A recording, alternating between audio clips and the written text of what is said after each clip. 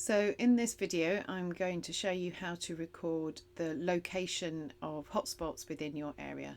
So the first thing we're going to do is open up My Maps. So just pop My Maps into your Google search bar. And it should be pretty much the first result that comes up. So it's My Maps about Google Maps. Open that up. And then we're going to click Get Started.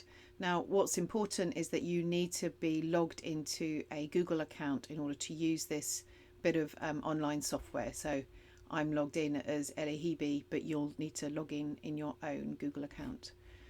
And we're going to go to Create New Map.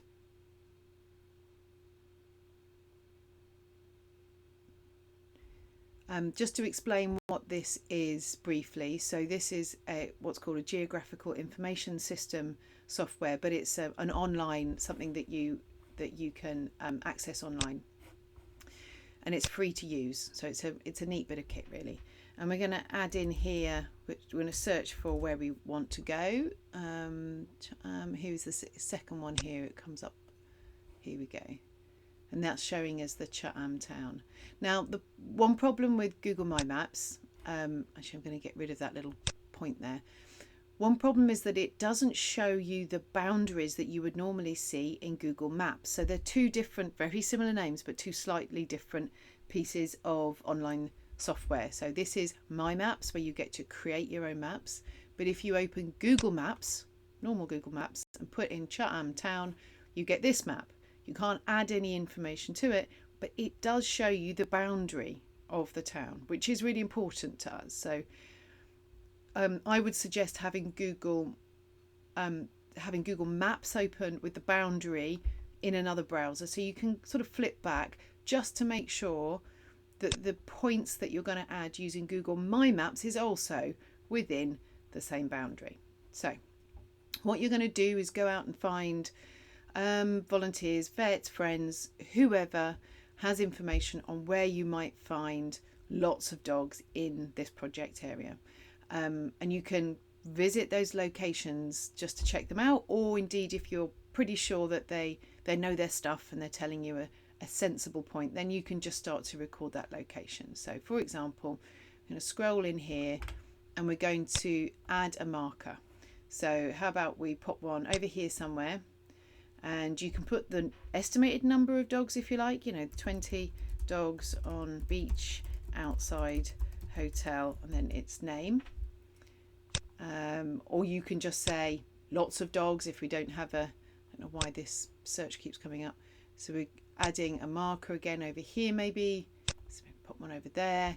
So this is perhaps, you mentioned a trash point where people would, where dogs tend to congregate. Dogs appear here, and click save. Now it doesn't really matter what you put in these little titles, it's just to help you to keep track of these different points, which ones they are and where they are on the map. So you're going to add as many of these as you find. We want genuine hotspots, so we want to really hear the key places we're likely to find them, and it might be a long stretch. It might be that you end up putting a hotspot here and a hotspot here, but actually in the notes you say there's loads of dogs in between both of these, in which case maybe we find a particular road that we definitely include in our hotspot route. But this is basically a way of you recording information about where the dogs are and also being able to share that information with me. So when you've finished adding all these hotspots, you're going to go up here. Oh, you might want to give this a sensible title. So roaming dog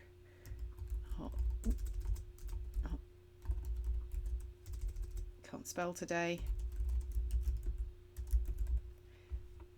like that. By the way, I would suggest maybe doing this once for Chatham and once for Hao Hin, doing two separate files, two separate maps.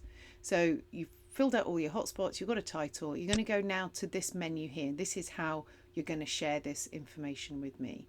So you open up that menu and you go to export to KML/KMZ, leave that as entire map and just click download.